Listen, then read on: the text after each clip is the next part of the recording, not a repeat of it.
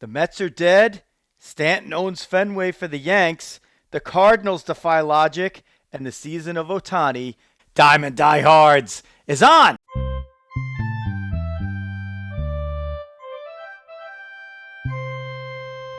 Joe Rizzo here, bringing you baseball along with the dog, Jeff Healy, and some strained pipes at the moment, thanks to two back-to-back doubleheaders of calling youth girls hockey over the weekend.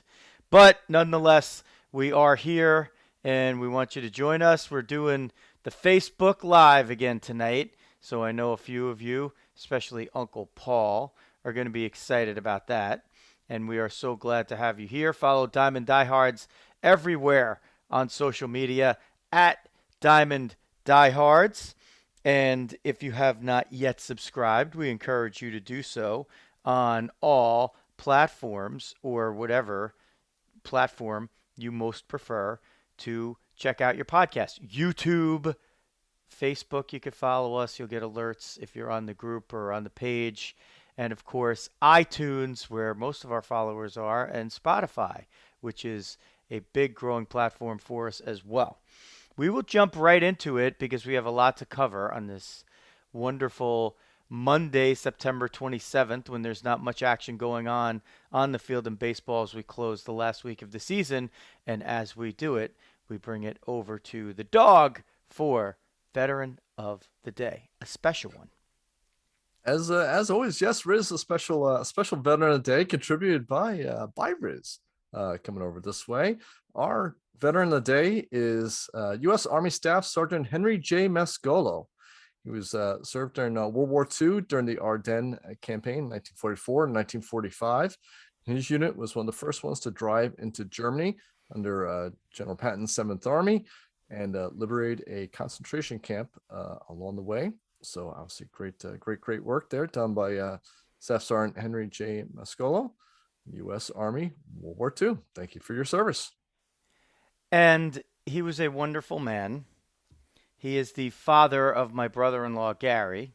And this show, dedicated not just to him as a veteran of the day, but to my sister, Michelle Mascolo, who's on, and her son, Angelo, who's a big listener as well, and I know that the Mascolos are checking this one out, and they, as we do most of the live streams, they very, very often are checking it out. So, like Uncle Paul, the Mascolos have been big supporters of Diamond Diehards since before day one. And Uncle Paul checks in, is just as I say that, and Michelle checks in as well.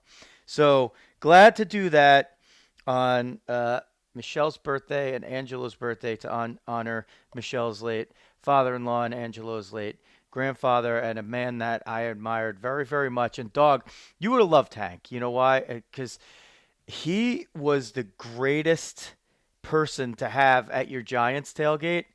Massive diehard Giants fan, and he was a chef that would just he was like, his expertise was like the sausage and peppers in like the vat. And you went to a Giant game and you always were like, oh God, like, hey, can we give Hank a ride? Like, to make sure he's there. Like, you had to make sure Hank was there. And it, like, that was just, a big part of my, Giant games experience was just tailgating and having Hank there. And just, he was like part of the crew. And, I miss him very much. He's been gone now for a while, but, he was a real integral part of my extended family. So as you would, you would have loved him because of the Giant stuff, especially. Like, he was, and I'll hold up the little Giant guy right here. We take the diehard part of diehards seriously. Dog and I. Some of us been dying harder than others the last couple weeks. Die hard with field goals on the last play of the game, even when one shouldn't have counted. Exactly. All right, dog. On to brighter things. So the Mets season is over. Oh boy, oh boy, oh boy, oh boy. My first half review hold up very well. I don't know, dog. Just give me the full synopsis. I gotta pop my headphones off for 1 second. So just But, go. Just give me the 1 minute rundown of the Mets season.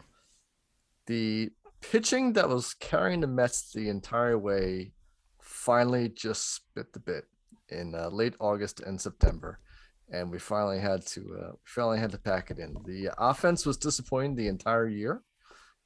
Fielding was better than expected, and the starters, despite being hurt, were better than expected for a while. But I think deep down, I think a lot of them were hitting the innings limits from last year, and I think they were just hammer it there.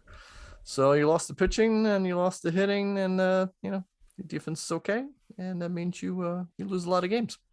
So that's pretty much it. Was that a minute? Is that your TikTok?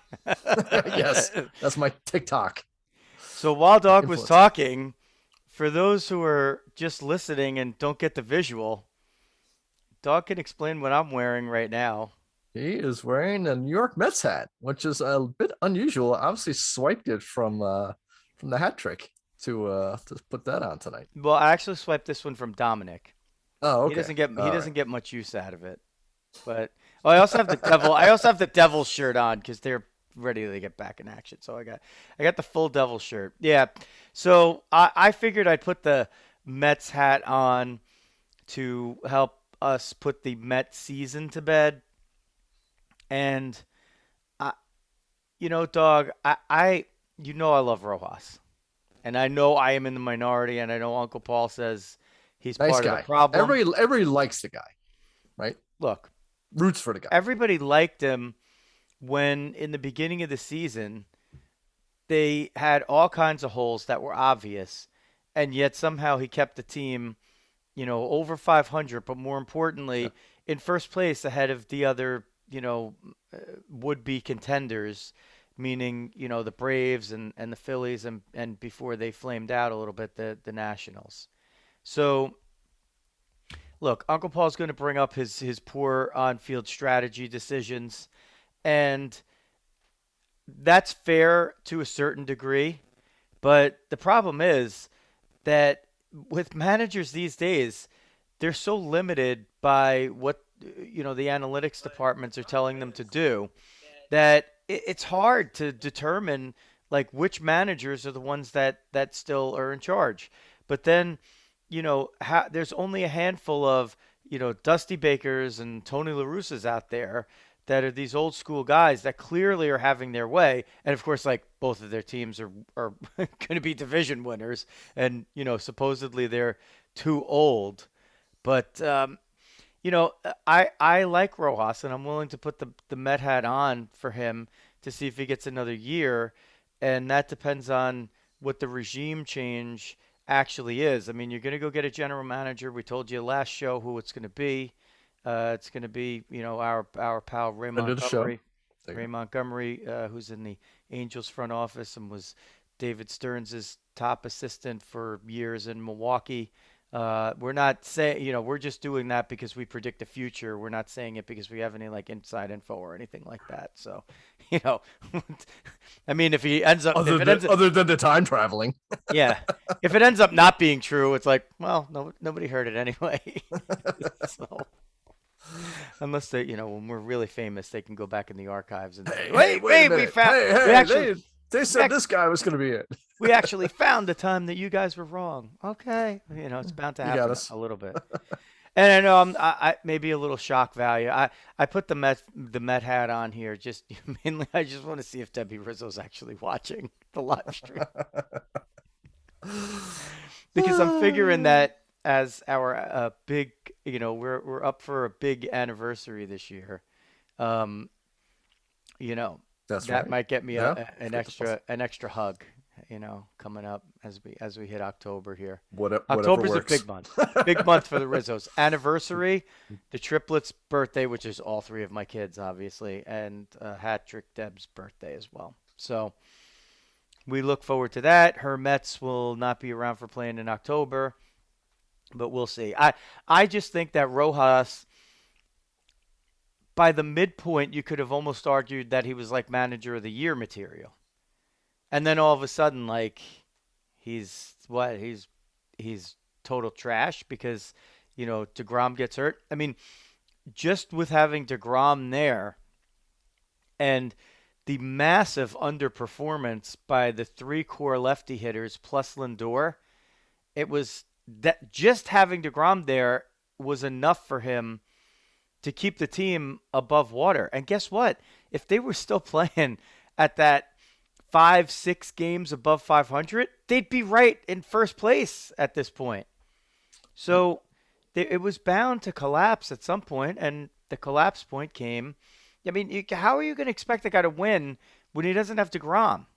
Like, you can't. How could Or you? Syndergaard Well, you didn't have him or from the Carrasco from beginning. us. You didn't Yeah, have him but from the you beginning. thought from the Met structure in the team though, they were basically counting on Syndergaard coming back in No, dog. I mean this. injury. I mean he did it with that group Or from the right up manager to, perspective, from a that's fair. Yeah, I'm manager talking more for the perspective. bigger team. Yeah, He took what he had through the Pirates series right before the All-Star break. That's where the wheels finally started to fall off. And then once he lost to Grom, like with DeGrom, they probably have at least a better chance of never dipping so low that they couldn't get back to that point 5 games over 500. And you figure, okay, maybe DeGrom leaves with the injury, and then maybe like Conforto, McNeil, and Dominic Smith could get a goddamn hit in a big spot or a small spot or any any spot, spot. right? You Yeah, can't have those three guys all have ridiculous drops in OPS from, what their 2019 numbers and even in the truncated season, their 2019 plus 2020 numbers. Like these guys are dropping off 200 points in OPS. Like you can't sustain that as a manager.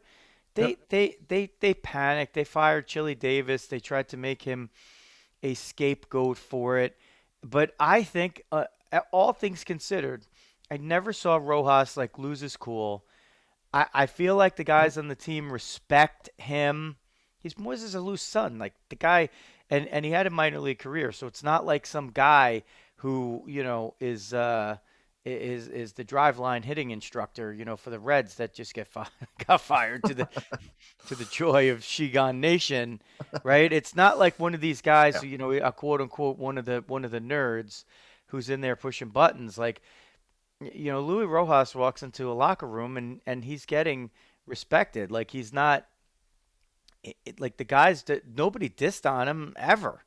So I understand when you do switch GMs and who knows what's going to happen like with Sandy Alderson and even things at that level that if you have a manager who's bring a new GM in. He's probably going to want a new manager. it's possible, but Yeah, listen, at least give him the courtesy to interview him for the job and listen to your players and see what they have to say.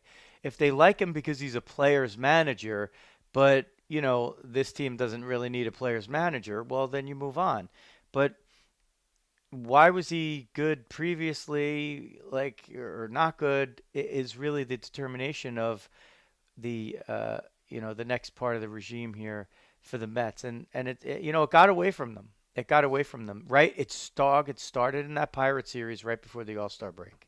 yeah. I mean, it was amazing when you had the like you were saying, he had the bench mob going, right? The somehow like all the reserves. But that was the funny thing was that one thing I thought was really different about this Met team was that you had the depth on the bench that you really hadn't had in a long, long time for the Mets, and that was that was a strong contributor to keeping that team in it. So when all these other guys are doing terribly, all of a sudden Villar and Pilar and Gourmet and everyone else is stepping up and getting big hits. So that basically helped you bridge for a while the fact that the guys who were supposed to be getting it done.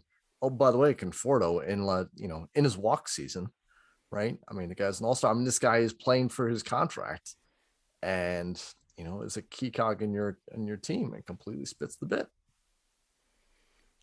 Uncle Paul wants So to say the dog may agree with me on this. In the Army, if a platoon leader fails on his objectives, he gets his men killed.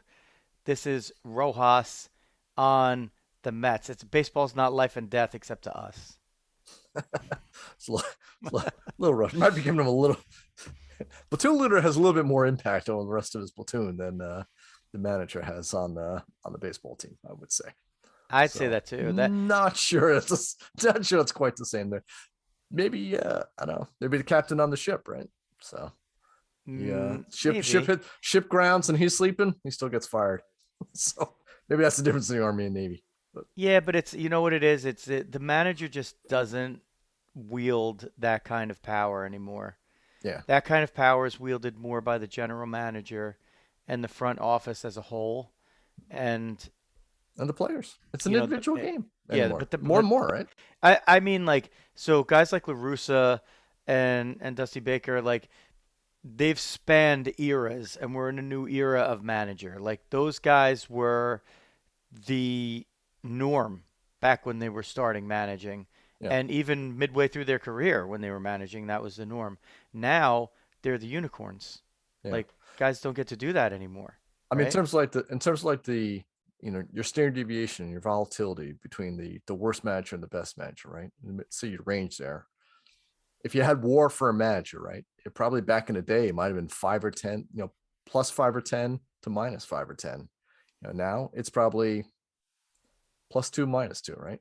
So maybe the guy makes one smart move that your average guy wouldn't have made, and the reliever gets it done for him. Whereas back in the day, a LaRussa, some of the other great managers do a lot more hitting and running, keeping the starting pitcher in, taking him out at the right time, et cetera, et cetera. There's more opportunity for them to do good things or bad things. Now it's you just don't have that opportunity. I mean, what magical thing are you gonna do? I mean, even the National League. I mean, even more so, I've always thought in the American League, but even the National League, you're not hitting a run. You're not doing bunting. You're not doing all this other stuff. It's just, what? Here's this guy with the mask says it's the best guy to be up in this situation. Here does it or he doesn't do it.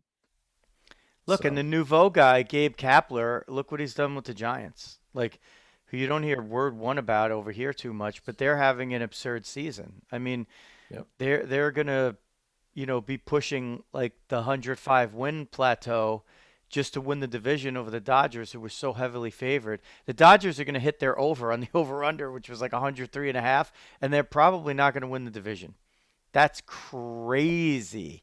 yeah. And the Giants have, tied, I think, as of this moment, tied the single season record with 16 pinch hit home runs. They have like 10 guys over 10 homers.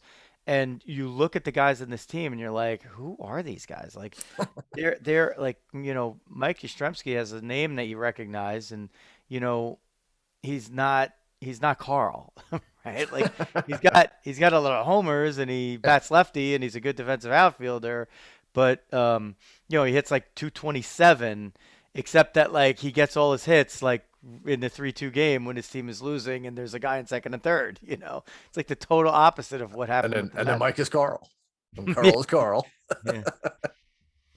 yeah. So you have Gabe Kapler who was thrust out of Philly, right? And everybody's like, this guy's a kook, he's a freak, whatever. And then the Giants hire him. People are like, what are they doing? This guy just failed and he's trying all this new, different, crazy stuff. And, get him out of there. And man, he's just proved everybody wrong, but you just don't hear about it. And, Dog, I will say this the 2021 Giants remind me so much of the uh, it was the 2001 Mariners, a team that Hmm, set the interesting. Yes, regular I season see that. record of 116 wins. And like, you're like, oh, but those Mariners were like loaded with guys. Like they had Griffey and Randy Johnson. No, they were gone. They had Edgar. Yeah, That's it. They had Edgar and a bunch of guys, like Brett Boone and those Mike Cameron, Mike Cameron, exactly. like She gone. guys who could get clutch hits and they could really, really, really catch the ball. So and their pitchers were they didn't have like that big frontline guy. And I even heard Lou Piniella talking about it, various places. I can't remember if it was on. So Mad Dog did this series where it was the 10 best teams or 10 of the best teams that never won a World Series. And, their caveat was, if they were great one year and didn't win it, but then they won it the next year or in 2 years, like they didn't count. And the Mariners were one of those teams because they've still the Mariners as a franchise have never won the World Series, but that team won 116 games. They beat the Indians in the first round of the playoffs and in 5 games, and then they drew the Yankees, and the Yankees got him out of there. Like and Boone's like, yeah, we're the next thing we know, we're just sitting on the bus, like, and just the whole thing's just over. Like we're done. It's a wrap. And they didn't even make it to the World Series. The thing that Lou Piniella said that he wished they would have done differently was to go get a frontline starter because they basically had a lot of twos and threes, so they didn't really have fours and fives. All their guys were like twos and threes, but when they really needed somebody to step up and Yep. pitch him a big game, they just had like Jamie Moyer, like guys who could get you through, like guys who were maybe a little bit better for the long haul, and don't match up as well against like David Cohn, David Wells, Roger Clemens, and Andy Pettitte. Like Yep. you come up a little short. That ended up being the difference. So this Giant team reminds me so much of them because I'm looking at them like if the Dodgers win the wild card game, they're going to play the Giants in the first round. And the Giants, I'm assuming that the Giants hold on and win the division here. It could be the other way around. I mean, the Giants, if they falter a little bit in the final week, they could get the wild card. They could play the Cardinals and get knocked out. They could have this crazy season and not even make it to a round of playoffs. So I think that's interesting. I just wanted to get that in at some point. It sort of dawned on me even like about a month ago that the 2021 Giants remind me so much of the 2001 Mariners. I don't, but who knows in this day and age, maybe uh, they can get to a World Series and win it with the formula that they have. A couple of quick notes from the chat. Um, Gary Mascolo says, "Thank you for the tribute to my father, and let us thank all our veterans and troops." So I'd like to take a moment to include Dog in that. Always like to thank him for his service, our veteran of the day, emeritus, veteran of the show. Um, Uncle Paul told us, don't embarrass Mets fans by wearing the hat. Uh, Although my sister Michelle, who's a diehard Yankee fan, said she loved the Mets hat, and our pal Mike Serra said he can't unsee me wearing the Mets cap. So I have I have donned it on a very, very, very, very, very rare occasion. One day I think this is even before the kids were born. I grabbed one of Debbie's Mets hats and I was just wearing it around the house. Like I swear it must have been for like two Just hours. visiting your wife. I just wanted to see how long it would take her to notice because so now I have the Yankee hat on. And I got a now that's more like it from Mike Serra. And this is not just your average Yankee hat. It's got the Italian flag on the side. And Very that was nice. way before they got Anthony Rizzo and Joey Gallo, for that matter. So back to the Yankees. Doug, how many times this year have literally everyone, probably except diehard me, and maybe a few others, Just just writing them written them off. off, Writing them off. write them off. That's it. They're done. I mean, our pal Alana Rizzo, no relation that I know of, no known relation. She hasn't been on the show yet, but I mean, I remember her writing the Yanks off in August for sure on one of her spots with on High Heat with Mad Dog Russo, and he wasn't quick to put them away, but now they were written off because the Blue Jays were just beating everybody, including the Yankees, right? They came into the Bronx. They won a 4-game series. They leapfrogged the Yankees and then momentarily the Red Sox. And the Red Sox come back and win 6 or 7 in a row. And the Yankees, start to turn around a little bit. And they face the Indians and the Orioles, who they should have beaten every single game, and instead I think they split them 6. And they go into Boston, and you're like, what's going to happen here? And they get the sweep because Giancarlo Stanton is hitting the Red Sox pitchers like it's the home run derby in 2017. Like they I stole mean, his car. oh my God. Like when he's on, he's like, as Met fans know, because he tormented the Mets for That's years when serious. he was with the Yep. Marlins. Yep. I mean, when he's on, like he looked in these 3 games like he looked in the second half of his final season in Miami when he hit 59 home runs. It's like every time the guy was up, it was like there's no question about any of the balls. Like he's not hitting these parabolas that land in the first row and they're like, okay, that would have then the nerd stats come up where they're like, okay, that would have been a home run in only 6 ballparks, but this is one of them. It's like, yeah, you don't even do that because you're like, that would be a home run in a football stadium. Like it just doesn't matter. Like it's every time it's just boom, gone. One of the home runs he hit in Fenway, I live in North Jersey. One of the home runs, like 12 seconds later, passed over my house. So NASA was calling for a asteroid strike in that one. they couldn't. It happened so fast they didn't even get a chance to use the phone. What was that? Got a flood. Got it. You got a flash flood warning though. I know, it's crazy. So the Yankees rise from the dead, so to speak. They sweep 3 in Fenway. I mean, even that game on Sunday night was hideously ugly, but they're on the right side of it, so you don't really care. I mean, the flaws are there. Everybody will still tell you there's no way a team like this that plays like this is going to be able to put it together and get all the way through. They'll be at a decided disadvantage with the Rays, who tend to catch the ball pretty well, especially in the outfield. No matter who they put out there. But And always put the Yankee stuff. I don't know, dog. Stanton's like a hot goalie in the NHL. Yep. Like he could just get so hot that in any one of these one-run type games, he could either bring you back from behind, or instead of having to protect a one-run lead or protect and hold it there in a tie game, it's like boom, you just get a couple of guys on, like you make one little mistake or you get an umpire call the wrong way and it's ball 4, and like the next pitch is just it's 427 feet, gone, and you're down by 3. Like, and he did it even in the playoffs before. So it's not like he's not done it, But when he slumps, he slumps hard. But when he gets hot, I mean, there's like nobody in the league that can compete with that.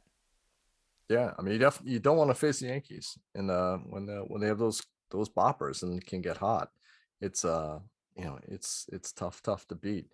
I mean, I think the weakness is going to still be the bullpen for the Yanks, right? So that's that's the negative, I would say, when you're going to look at it. So the lineup is finally starting to do what we probably all thought they would do the entire year. It's finally starting to kind of heat up and start to generate the runs that you're waiting on. The question is, can you get it between the starters and then particularly the bullpen, which is probably a big difference versus Yankee teams previously. Hey, dog, you know what? But, The next time you're driving up to Bergen County, mm-hmm. you might want to make a stop somewhere in Fairlawn. my, Where might you my want to truck stop? is going to be very dirty after this weekend. Going Oh, up really? in the woods. Yeah, going up in the woods with the scouts. On the way back, they won't let me stop. But if they would let me stop, where would I stop? Big Ed. Big Ed's Car Wash in Fairlawn, New Jersey. Big Ed, okay, they call him Big Ed for a lot of reasons, but mainly for the size of his tunnel. Big Ed has a big tunnel, and it will clean your car, your truck, or whatever vehicle you have like you can't believe. And when you're walking inside, if you see Big Ed, you could ask for him. He'll give you a little tour. He'll explain to you how his car wash is compliant with being green in the 21st century, like few other car washes are. Big Ed's in Fair Lawn, New Jersey. Check them out if you're in Bergen County or even Passaic. It's pretty close to Passaic County, just over the border, right Zip there, over. walking distance from the border of Passaic. Bergen, Passaic, North Jersey. Go out of your way to Might find Big Ed's it car wash. might just keep extending the tunnel. He might. His tunnel is so Right in big. Passaic. His tunnel might be a his tunnel. There's a rumor that his tunnel is the portal through which I time travel to get all this information months before, like the Anthony That's Rizzo. how. That's how he became a sponsor. Yeah. So if you're into time travel and having a clean vehicle, Big Ed's Car Wash is the one for you. And if you want to tell everybody about how great your vehicle looks after you exit from Big Ed's, where you could also get your oil change and get your maintenance done like that, then go to fmsgraphics.com for all your printing and promotional needs. You could take a picture of your car and send it out to everyone. You could say, "Look, I got a new nice clean car. I got an old car that's nice and clean, and you guys need to know about it. I have a change of address. Here are some cards. We're having a party for the kid, or it's bar mitzvah time. Need some invitations. Anything you can imagine." Printing and promotional needs for your company or for yourself. FMSgraphics.com, a family-owned, family-run business for over 50 years, dog. Nice. And Riz, if you're going to the party and you realize I forgot a present, you're going to a kid's party, what would be a great gift to get? Maybe gotta send them a link, but you get it there eventually. What will be a great gift for that kid? Dog, on the way there, I think I would log on to sportsmaps.com, sportsmaps with a Z.com, and I would get them a nice piece of art for their home, their office, or their home office, or for the kid Bunker. who's a big fan, watches the games, get a nice print they could throw up on the wall of the footprint of their favorite team's stadium or the kid's favorite horse track. For Uncle Paul's platoon leader, you get a picture of like Fort Bragg, maybe. Maybe, yeah, I don't know. Fort Ord. Yeah, if they have like the baseball fields over there or the boxing rings, you get the footprint over there. SportsMapz with a Z.com. So it's Big Ed's Car Wash in Fair Lawn, New Jersey. It's FMSgraphics.com, and it's SportsMapz, maps with a Z.com. Check them all out. All right, dog, I think it's time for another hat change before we jump into the Cardinals. So I'm going to... There goes Riz doffing the Yankee hat. Here it comes. This one's not as familiar. Okay, go BC local here. Crusade. We went a little local with Big Ed's, and in the shadows of Big Ed's is Bergen Catholic High School, which is my alma mater. Worked out pretty well this weekend. And it is the place of attendance for producer Xavier Rizzo, who's doing his homework instead of producing tonight. But that's decisions that we'll save that for diehard dads maybe. Got to don the Crusaders cap after the big 17-0 win on the gridiron this past Friday over the Iron Men of Don Bosco, Father Russ's. The arch rival. So Gallagher and I and Monty, we get the bragging rights over Father Russ for another year. The freshmen won 32-7. I'm not sure about the JV. So it was a good weekend. It's always a good weekend to be a Crusader, but when you beat Bosco, and I went. So Joe You're Rizzo reporting on the scene. Joe Rizzo MMA on Instagram for that one, but Diamond Diehards on Instagram for everything else. So BC family, Deus Vult. Suck it, Bosco. Yeah. By the way, if you're a Bosco alum, we're glad to have you here, and you could just maybe turn off the video. Show. you can turn off the video right now. Just listen. Yeah, it's as Gary Mascolo, another Bergen Catholic alum, says, it's like the Army Navy game, and locally football wise, it is like that. I mean, there's kids from every school going to that game. It is overrun. There's adults, people who just don't like. It's not like Texas here, right? Like where you Friday night lights. It's not like Florida, where these games just overrun towns. We're in the shadows of New York City. There's a lot of shit to do on Friday nights and Saturday afternoons. So if people are putting that aside to go to a football game, it's a big deal to them. And Bergen Bosco is always a big one, and it's often been on national television. This year it wasn't, but if you're into Bergen Catholic football, you could probably catch them on. They'll be on ESPN. They might have been on ESPN or I don't even know. Whatever, it's good. I went there. It's a great school. Love it. Deus Vult, Brotherhood, all good. All right. I have this same color on pretty much. A dog, will the Cardinals ever lose? apparently, apparently, just like you were going back to the Cardinals in the '80s, and in our last show, and Once Upon a Time in Queens, they are kicking butts right now. As of the time we're talking about this, it's up to 16 in a row, which is crazy. I mean, it's like the greatest in their storied franchise history. I saw a It's good, already like 2 games above or something like that. yeah. Something insane. I mean, they've basically run away with the wild card. The Reds earlier today were able to win to stay alive. So, but they'd have to win out. The Cardinals would have to lose out. The Phillies technically are still alive in the wild card too, but they're really closer for the division. Uncle Paul wants them to peter out and to have the Braves win the division because he hates the Phillies. So that'll be for Uncle Paul. But That's the a Phillies toughie. are the Rooting for Padres. injuries in that one. Dog, the Padres get eliminated before the final week of the season. I mean, I will admit that we did not predict that. Nope. We didn't Nobody predict thought that. that one. Nobody thought that one. Yeah. So there's going to be now. There's an interesting one. Well, we should Mhm. talk about the Cardinals a little bit here. Yeah, let's save the pods for an end of season. Well, I'll wrap. just say That's this. I'll just say this. that's a good segment right there. I will say this. I Now their manager Jace Tingler is It's got some issues. credentialed, maybe not as similar to Louis Rojas, and maybe that's shown to be a negative for him. So even though his team has a better record than the Mets and their personnel, I would say the Padres maybe have slightly better personnel overall. They certainly do if you take DeGrom out of the mix, but if you put DeGrom in there and everybody lives up to the back of their baseball card, those teams are pretty even, and they've both underachieved toward that.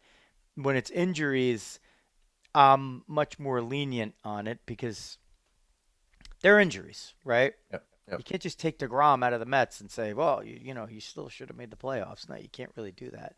But for the Padres, it looked like they might have had enough still, but their pitching failed them, and then they came up unclutch at the biggest time of the season.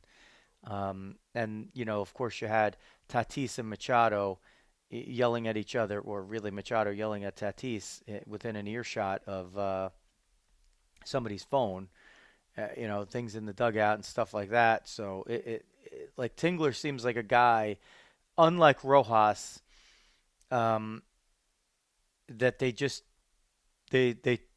him out, or he's just not, and he's doesn't have as tight a run of the ship. I think when you compare Rojas to Tingler, Rojas looks a lot better than Tingler, despite his team, having a worse record. Whatever. That completes my Rojas thought. You tell me if I'm crazy. I don't know. No, I see that. I will say I think the Mets chemistry was better, right? I mean, you generally had generally good guys who all kind of got along. So that I will say in perhaps in contrast to the Padres, Mets had nice guys who were very happy to hit 240 and go like 1 for 5 when we really need them, but be nice guys and have a good quote, right? Versus maybe the Padres a little more scrappy, a little more brash, and maybe fighting with each other, but also putting up better numbers as well. So it's bottom line is you both found ways to lose. As a manager, the Mets probably looked a little better doing it than the Padres did. The Padres, it looks like the managers just blew it, versus in the Mets case, it's like, the team just let it down, and the manager couldn't do enough to turn it around. I'll say this, dog. There's an interesting column when you look at the MLB standings on MLB.com, and it's X-WL, which is expected win-loss record. And there's no perfect stat, and this is definitely not one of them. But what it tries to indicate in a compacted way is based on their run differential, what could you expect their one loss record to be? And in the case of the Padres, they're 78 and 78. Again, we're doing this on September 27th at night, a Monday, the last Monday of the regular season, barring a one-game playoff between somebody. The Padres are 78 and 78. Their expected winning percentage is 82 and 74, which wouldn't quite at the moment even be good enough to get them into the playoffs, but at least they'd still be alive. The Mets are 73 and 82. Dog, what do you think their expected winning percentage is? In terms of games won, whatever, Yeah, or the percent of roll, I would say it's probably like tipping and hammered. So I'm gonna say 67 and whatever that is on the other side. No, it's 73 and 82. Okay, so their actual they are where they're supposed to are. Yeah, yeah, they're like right there. So so I look around and I try to look for some discrepancies where it like makes a difference. The Dodgers have 100 wins, and their expected wins right now is 104. The Giants have 102. Their expected win number is 98 at the moment. This is like up to this point.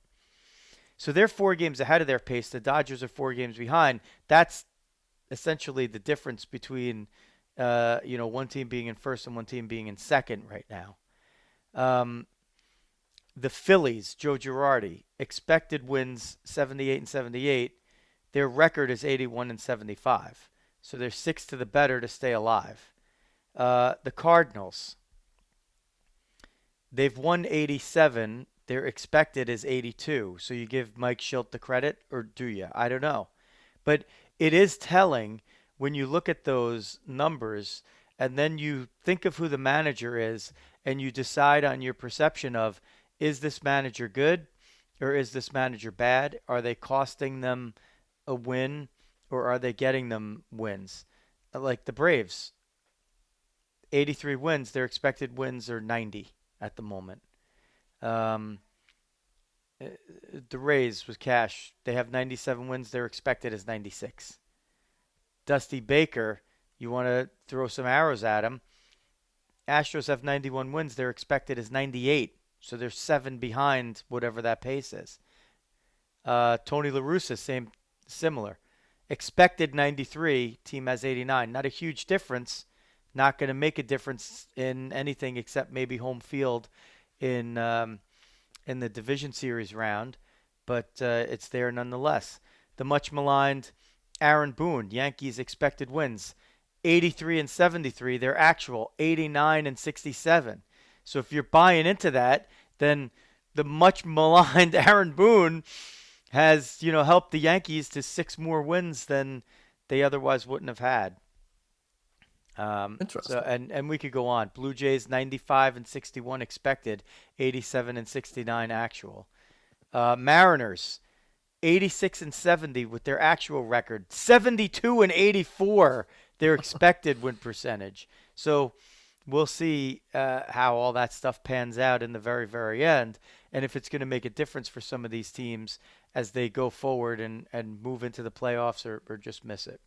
But I'll tell you, this Cardinal run, dog, we did the trade deadline recap where I think we basically read every deal that was made. And it felt like a throwaway line. I wasn't even going to mention it. Yep. When the Cardinals got J. Happ and John Lester at the deadline, and you're like, why are they even bothering? I think that was our line. Yeah, like what? No, but then we did say it where it was like, well, they're the Cardinals, and they probably think that a couple of things will hit, and they're doing it just in case. And a couple of teams made deals to get out of it, Yeah. Not a not and a not a big cost to them. It was sort of a yeah, free shot. Right? and now they're there. I mean, listen, why wouldn't you at this point bet them to just? Why wouldn't you just take a flyer?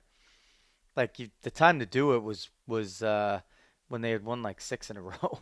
Take a flyer that they'd win at least like the National League pennant, let alone the World Series is going to be tough. But listen, I mean, it's a lot like the Rockies. Remember when the Rockies won 15 in a row to to to get the wild card, and then they won the wild card game where they were losing, and then they went all the way right to the World Series, and like then the Red Sox just dumped all over them. It was like once the Rockies got that loss, it was just done. Yeah. That World Series was like not even competitive. So I would say if you're looking now, if you're looking for the value play, it's probably the Dodgers, right? Where everyone else is kind of due to kind of come back down to reality a little bit. And the big money team that's bought everything, Well, they're going to be the favorite. are they due for their little run? Right? So Well, yeah, I they're mean, it's going to be still got the to go through the wild card. I mean, like even as the wild card, they're probably still going to be the favorite to win the World Series. Like we so you're could saying try that to. bet sucks. Well, if you're going for value, what you It's not want enough. is who's gonna like the year the Nationals won it in 2019. There's the guy who put whatever, $100 on them when they were 19 and 31, and he cashes that bet at like massive odds. I mean, that's great value, right? Like that's essentially a fluke, but Yeah. when like so you look back at the Nationals and you're like, well, why couldn't the Cardinals just end up doing the same thing? Like they have Arenado, they have Goldschmidt, they have a few other guys on that team. Yachty, Wainwright. The Gallegos has great numbers in the bullpen, even if he's only got 14 saves. He's been closing now. He's got a save in like each I think eight straight appearances or something. So who knows? That's the point. But Yeah. like the Cardinals are your worst nightmare as a Dodger or Giant fan, and really what it's done, dog, is it's made it vital, imperative that if you're the Giants or the Dodgers, that you have to play hard all the way through to try to win the division because I mean, the Cardinals could be walking into the wild card with like a 23 game winning streak. Like, what are you gonna want to fuck with that? And as Mad Dog was saying, you could be you could be sitting there as Walker Bueller could be out there, and in the first inning is a hit by pitch, an error, and then Nolan Arenado hits a 3-run homer, and all of a sudden, like you got to try to beat Adam Wainwright for the rest of the game down 3 runs. Like it might not and your season could just be over like that. So if you're the Giants or the Dodgers, man, like you don't want any part of that game at all. So you gotta play it hard. And the Giants have the slight advantage. Both teams are 7-3 in their last 10, so they're not giving any quarter to the other. And the Giants have a 2-game lead heading into this last week with 102 wins. So we'll see how it plays out. American League's basically decided at this point the Rays they've clinched I think already the best record. Um, the Astros have not clinched the West, but they're just like a win or two away from that. And the White Sox clinched the Central going away. The Astros will probably host the White Sox. The Rays will host the wild card winner, and it's really the Yankees with a 1-game lead on Boston for the second wild card, and then the Red Sox with a 1-game lead on the Jays for that last spot. But the Mariners are only 2 behind them, and the A's are 3 behind. So it's each team is separated by 1 game, and that's 5 teams fighting for 2 spots. It's a long shot, really, for the A's to get there. The Mariners have defied all odds, so who knows what's going to happen. I mean, nobody's even talking about them for that spot. They're talking about the next 3 teams in the AL East, Yankees, Boston, Toronto, and they're just assuming that The two wild cards are going to come from that group. But listen, you can't put it past the Mariners to sneak into that game. Yeah, I mean, again, I mean, it seems like the East is still going to be the way to play it, and each team has just been so resilient in there that it seems like the talent is really rising to the top as you get down to crunch time here. The Red Sox have the easy schedule.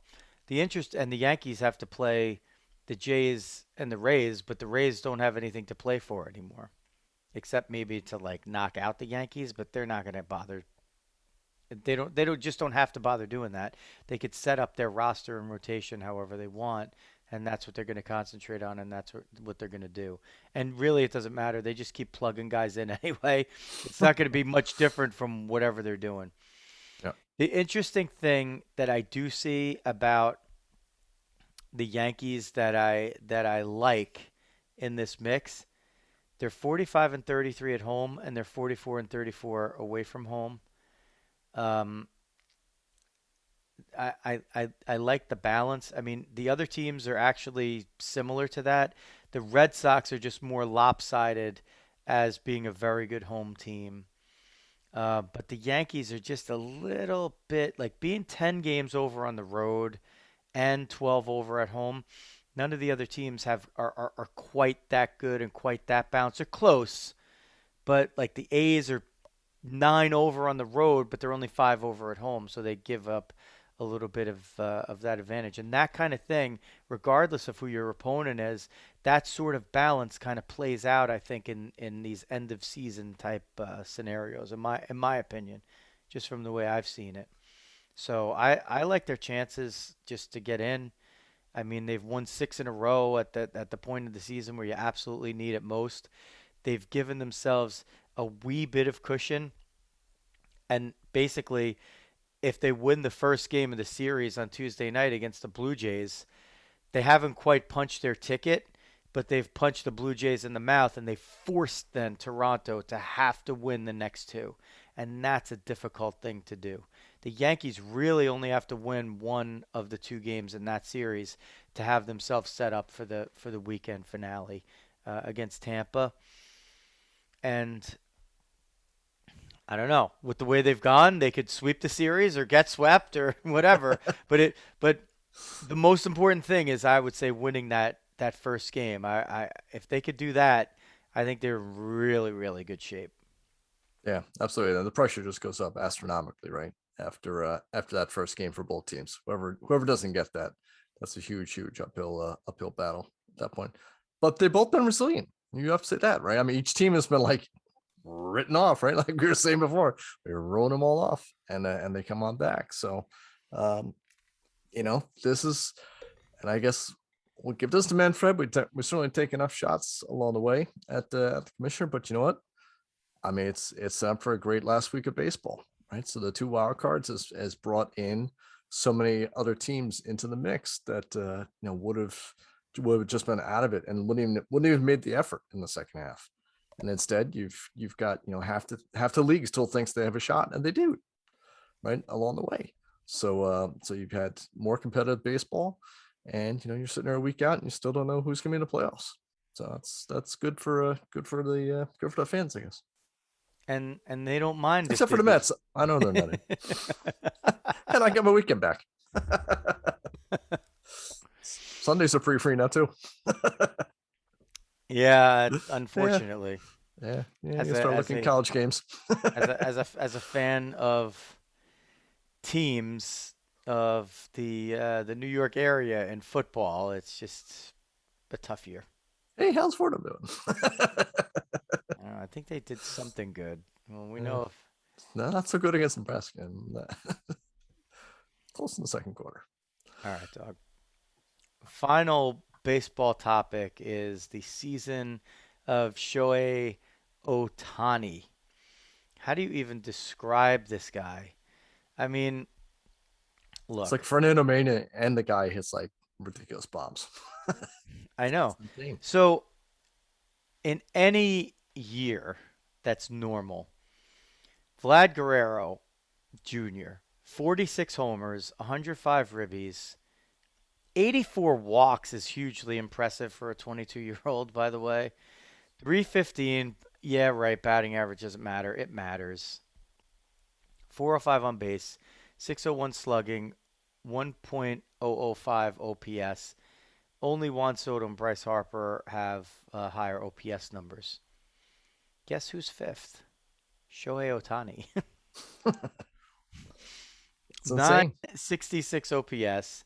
So he's just a tick behind in slugging, 595 to 601.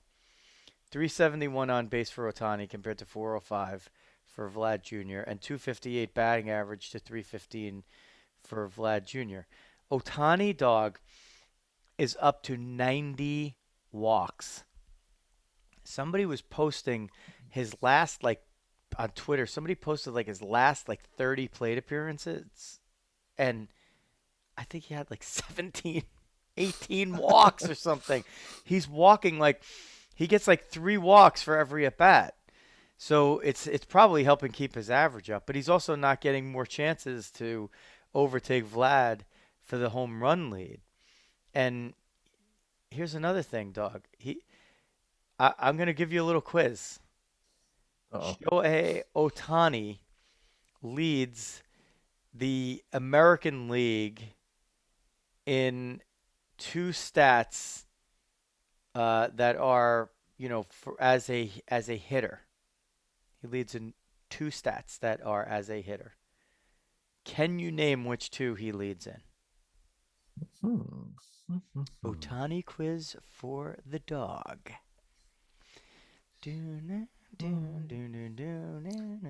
We need Dominic Rizzo to get on the keyboard and play the Jeopardy theme, or on the piano, which he's very adept at.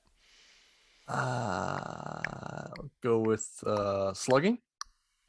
No, we just went over that because Total Vlad is 601. I was keeping the OPS. I was trying to do the OPS and the average differential. Also, all right. So not Good that. thought. Okay. Good thought. Let's see. Walks.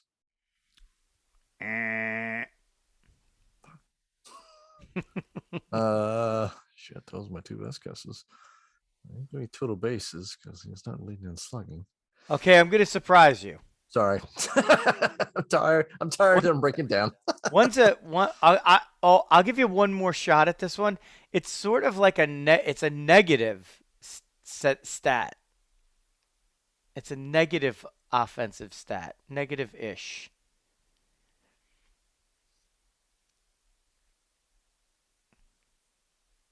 And the number for this league leader is surprisingly low. So it's not a black type stat. Let's say that. It's a little bit of a trick, this one. You don't really want to lead the league in this, and it's not strikeouts. Left on base? No. Caught stealing. He's been caught 10 times stealing, believe it or not. So yeah, that is hard to believe. Actually, I'll be honest. Okay. So since I looked this up, so Randy Rosarina must have just gotten caught stealing because he's now been also caught 10 times, but he's only stolen 16 bases. Ohtani has stolen 24 bases, been caught 10 times. By the way, Andrew Benintendi, stolen 8, caught 9. My God, that's not good. That's not good. Star 15. 2 to 8, 13, 11. Oh, 2 to 8 / picked off 9 through 12. Like, gotta go. 15. So, oops. Yeah, so Ohtani's 9th in steals. But for instance, Bo Bichette has 1 less steal, but he's only been caught once. And Nicky Lopez from the Royals is 21 for 21. So Nicky Lopez has the highest number of steals without being caught. It's like McReynolds 88. What's the other stat, Doug? The other stat is he's tied for the American League lead in this stat. Doubles. He is incorrect. He has 25 doubles, a pedestrian number. No, I don't stay up to watch these games. You don't have to. True. You're warm. Triples? Triples. Seven I was triples. looking at first triples. I'm like, nah. Seven triples. 10 Wow. caught stealing in 34 steal attempts. So the one thing that it's mentioned, like people talk about it, how he hustles and he's always running, but like speed is a huge part of his game. Now, I mean, I tend to think that if the Angels were a little better than 74 and 82, he might be a little bit more judicious about the steal attempts. And if Mike Trout was in the lineup, I feel like the steal attempts might be a little more judicious. He might not have as many stolen bases, probably would have been caught less. Mhm. Sort of has nothing to lose as like the only main offensive player that didn't get hurt for them this year. Yep. Um, so bottom line, as a hitter, 99 runs. I mean, like you just name it, whatever it is. He's struck out 183 times, which in some seasons would have let it going away. But he's o- he's only not he's fourth, and he's fourth in the American League. That is actually remarkable. Joey Gallo. That he has such a good eye to get all those walks, yet also strike out so much. Well, he's being Especially- pitched around Yeah. a tremendous amount. Joey Gallo he's that case in point. He's got 110 walks and 205 strikeouts. 6 for 6 in steals. Joey Gallo. That's But yeah, impressive. Ohtani. So Gallo 205 Ks, Matt Chapman 196, Adolis Garcia 187, and he's only got 31 walks, so he's like a hacker all the way. Um, so Ohtani, just from his offensive numbers, is a pretty solid second. He's the second. He's having the second best offensive season in the American League. I mean, it's pretty. There's maybe some other guys you could argue, but he's pretty solidly like Vlad's been the best, Right there. Yeah. and he's a close second, but definitely second. Okay, now you throw in his pitching. He's 9-2 for a shit team with a 3.18 ERA, 23 starts, 130 innings, 98 hits. He's given up 15 home runs, so he's hit 30 more than he's given up. He's hit 10 guys. You got to love it. 44 walks, 156 Ks. So his batting average against is 207. His whip is 109. And his groundouts to air outs is 1.01. So he's pretty even keeled. So as a pitcher, for just those 23 starts, he's taken it like he gives his team a real great chance to win every time he's starting. And he's only been hung with a loss twice on a team that has, struggled. I mean, he's 7 over on a team that's 8 under as a pitcher. So as a pitcher, where is he in the Cy Young voting? He's not as close as he is as a hitter, but when you combine the two things, like I respect Vlad Guerrero tremendously, and I love what he's doing. And there's a lot of people who say, well, yeah, I'll vote for Guerrero as the MVP. That's absurd. Absolutely. It's I mean, absurd. You can't not vote for this guy. This guy has just done something that we've not. I mean, even Babe Ruth didn't pitch and hit this much at once in a season. This is 1800s shit that he's doing. He's Yeah. doing it. He's doing it. It's it's a classic thing. Like where is it the most valuable player to a team, or is it the best player in the league? Right now, you could argue in this case. I think for Ohtani, he's both. But certainly, if you look at take Ohtani off of that team, oh my god. I mean, it's nothing, right? So his value to the team is off the chart. And like you said, and then between the combination of the pitching and the hitting, I think you rightly argue that he's the best player as well. when you put the both sides of that equation together. So, I It's mean, it'd be like Vlad Guerrero being like, a Gold Glove shortstop, right? It's the only other way I can think of, like, where you're ridiculous in one aspect of the game and you're also ridiculous in another aspect of the game, right? But literally nobody else can or has ever contributed like this. yeah, it's Maybe incredible. Tommy Thomas in my 2017. Yeah, Pretty good. Red Ruffing. but like those guys could hit. I mean, True. there have been pitchers that can hit. Yeah. That we Right. know, right?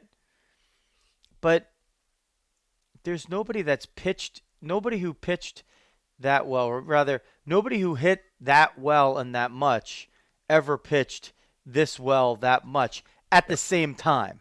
Yep.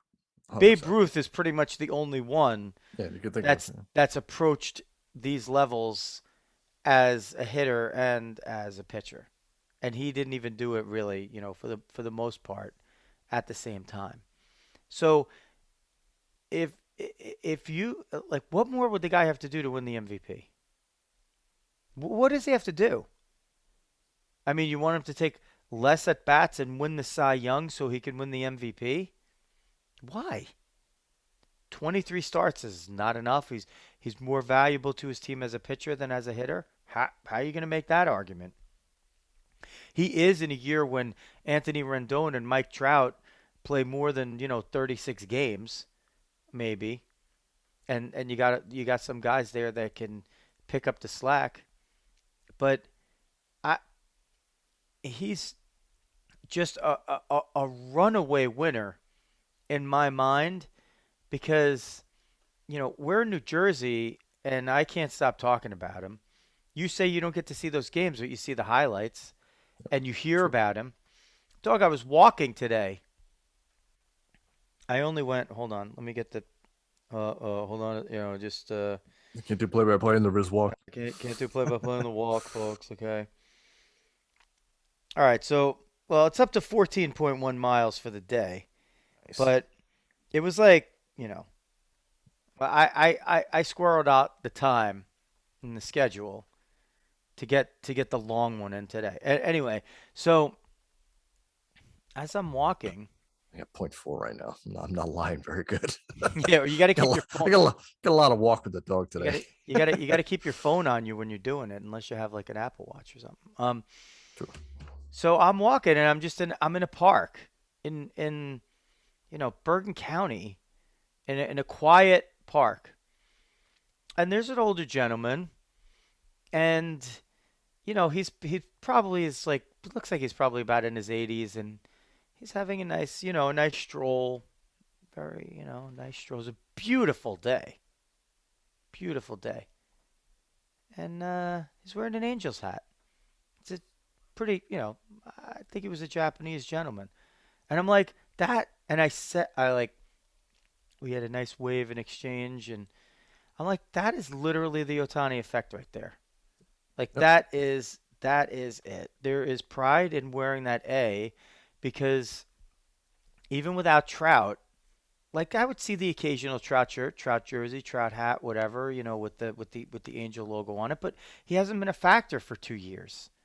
So to see it there again, that's you have a signature player who overarches. I mean, I don't think this guy just happens to be like a Los Angeles Angels of Anaheim fan and he's walking around, like with that hat on. You know what I mean? It's so Tawny. Like, why would you not want to wear that hat? That guy's like Maybe representing. he was a Reggie fan in the 70s. Oh yeah, he was probably right. Could have been too, right? I mean, he could have been a Dave Goltz fan for all I know.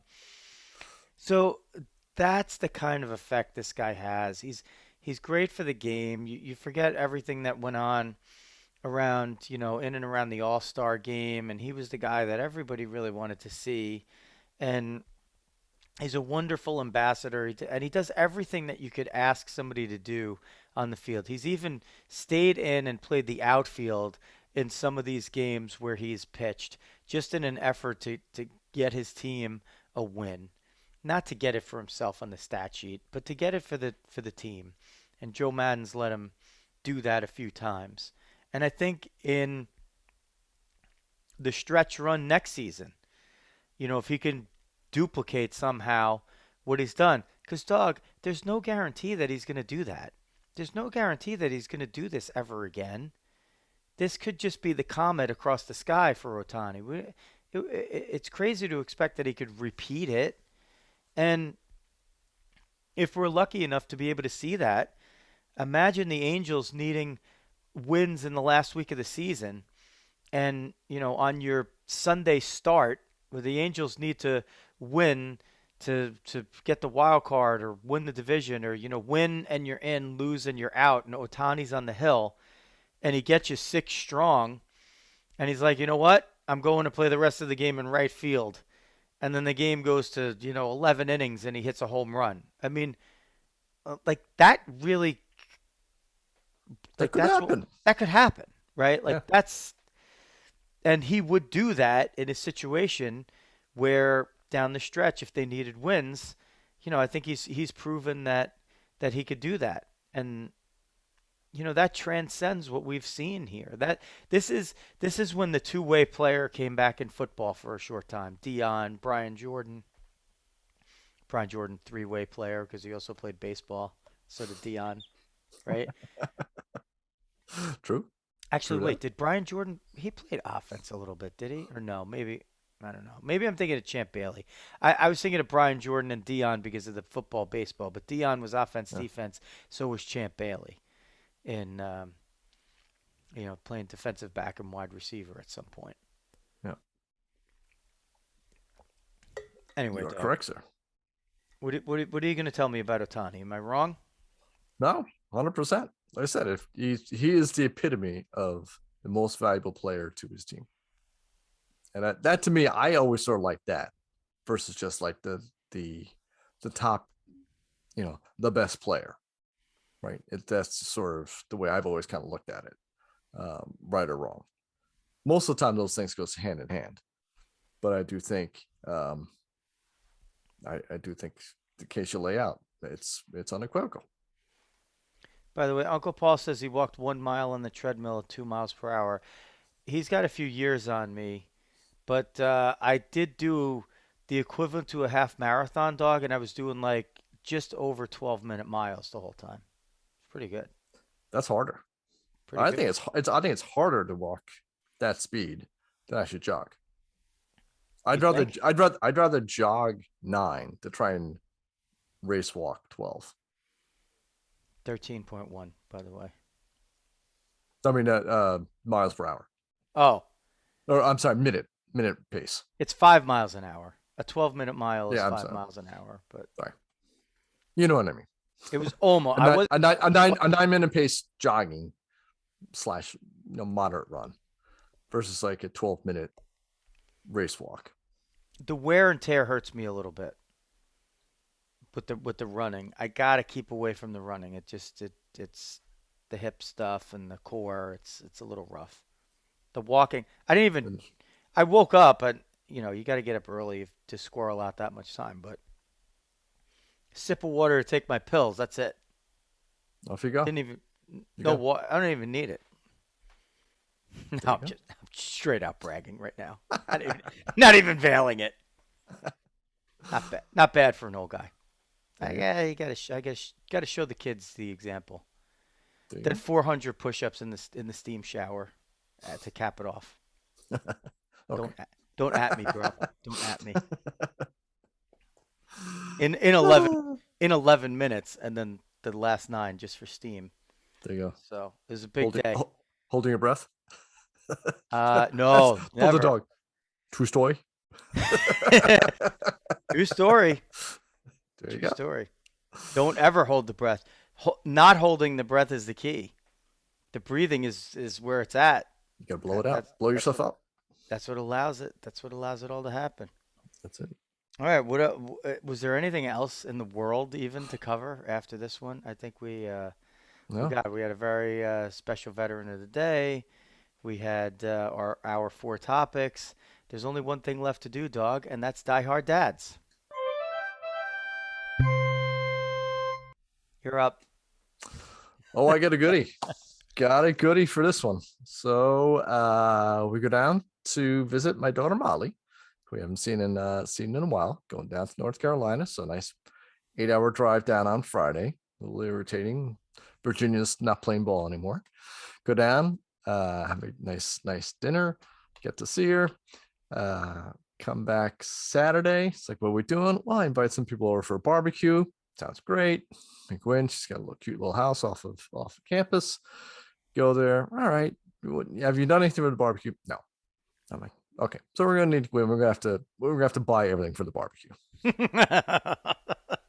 Okay, that's fine. It's pretty close by everything, so it's not bad. I'm like, all right, this is kind of the way it is. Go out. Oh, I got the barbecue. Oh, there's no propane, so I have to get propane. Okay, we're gonna get propane. It's like, yeah, let's go check out the grill. So we go check out the grill. It's a little beat up. I'm like, we might actually need some parts. We might need some parts, and like, keep taking more parts off, more parts off.